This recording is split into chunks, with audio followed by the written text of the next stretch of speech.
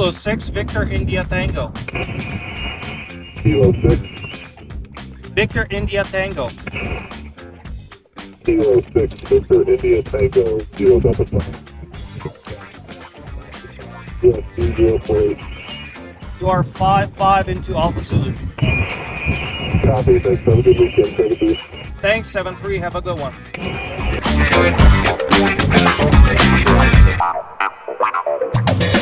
Southeast of Phoenix, Arizona, in the city of Chandler, a group of amateur radio operators have found the secret to having great radio fun and fellowship with a simple concept, keeping it simple. I'm Ron, WB5DYG, and I spoke with Gary, KI7PBR, the founder of BHIP, who tells the story. Yeah, thanks, Ron. There's a long story to it, but it would take too long to get into all the details. And what happened is I was forming a social side of another ham radio group, and the main guy of that group really didn't want it. It was a Oxcom group, and he didn't feel that social had much place in there. And he suggested that I break away. And so I did, and I set up a breakfast twice a month for us. And, we got together and started doing things, and we all had things in common. And that started, the basic concept was I'm with another fellowship, and we live by that philosophy of keep it simple.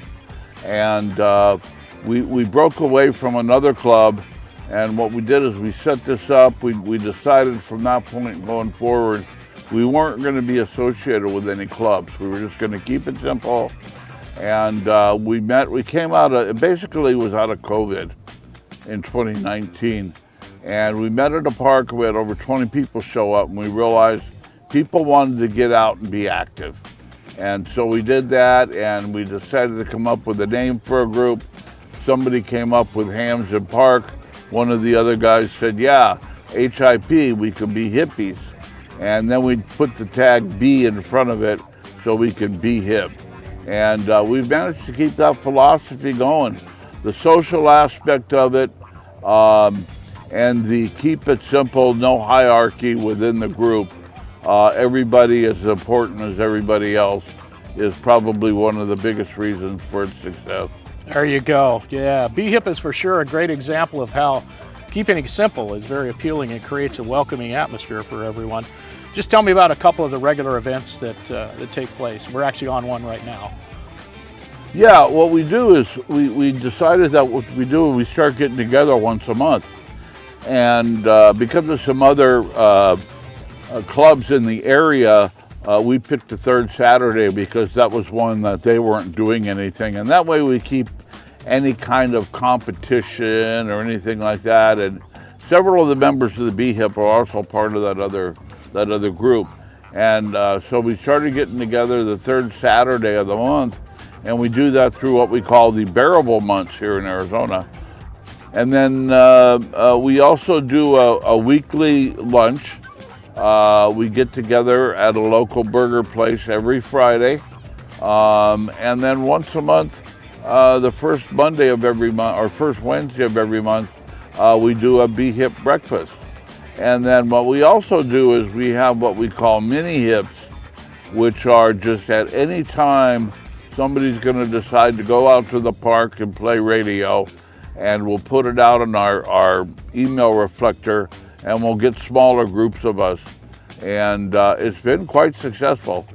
Very, very good. Well, the group maintains a groups.io reflector. I understand has more than 100 subscribers now. That's awesome. Not necessarily everybody local. Brings together plenty of technical discussion as well as a great resource for questions from hams, both brand new and both highly experienced. The collective years of experience in this group is phenomenal. What kind of discussions stand out in your mind on the IO reflector? It's a great group. It is, as you said, very diversified. We got people, brand new people join this group, and we got people with well over 50 years of experience and everything in between. The technical conversations, I think, are the best. We keep them reasonable. The people really, because not everybody is as technical as everybody else, So they try to simplify the discussions. And I think that's one of the greatest things about the group, is instead of talking in the terms where you're like talking to a PhD up here, they try to bring it down here and simplify it. And then the other thing I like is when a new product comes out, be it a low-cost radio or a new high-end radio, somebody in the group or a couple people in the group will usually get them, and we start doing reviews on them in the group. And that's another good one. We basically, the good thing is everybody is very well behaved. It's a good group of people, and we restrict everything to pretty much ham radio related topics. That is awesome. So the one thing that really stands out to me over the past few years is the willingness among these hams in the group to even go out and help another ham with a project or an antenna issue. Tell me one thing that you think defines B-Hip and the B-Hip Hippies. You know, it is. It's that we welcome everyone. We intentionally didn't want to be involved in the club because we don't want any of that competition feeling. Anybody that is a licensed ham radio operator or a wannabe is welcome to join us at any time. And you know, the setups in the park, we get to talk to the general public a lot. We've had people get interested in ham radio after talking to us and getting their license and joining our group. It keeps people active in the hobby. It's the thing I found in ham radio, it seems to be the nature of most people in ham radio, not just B-Hip, but I think there's a lot of people that really enjoy helping other ham operators. I got the other group that I initially started with, I had a guy come out and spend 4 hours at my house running coax for my very first base station, and he wouldn't take a penny, wouldn't even take a free dinner from my wife. So, you know, I pay it forward.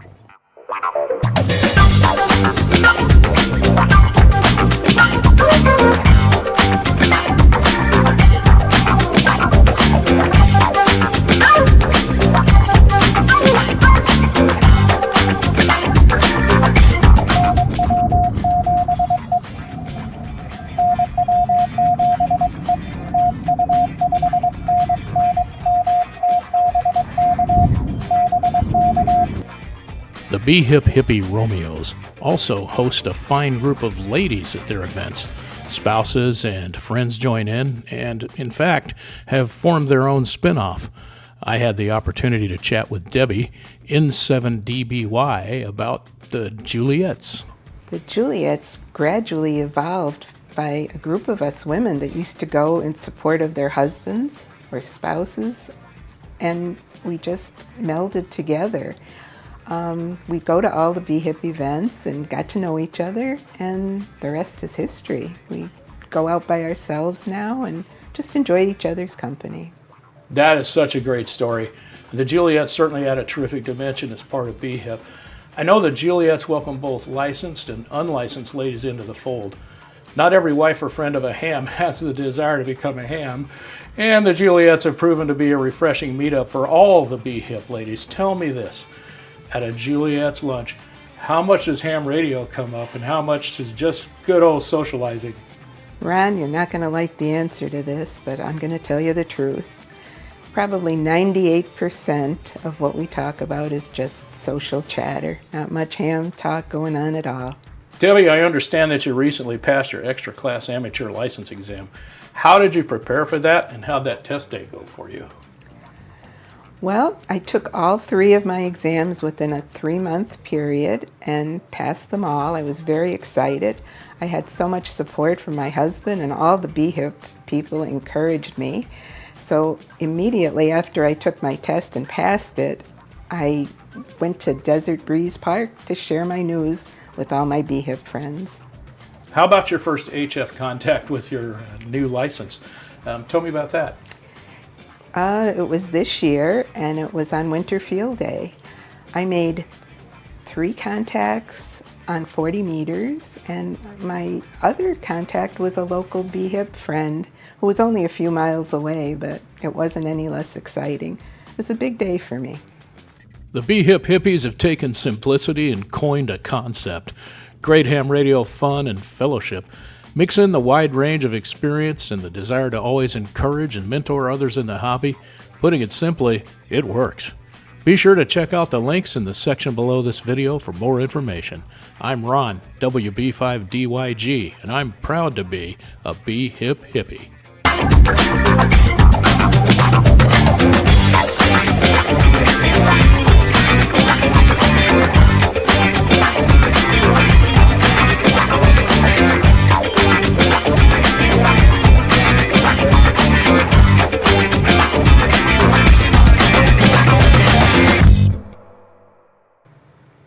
I understand you recently passed your extra class amateur radio exam. How'd you prepare for that test? Outtake, beep.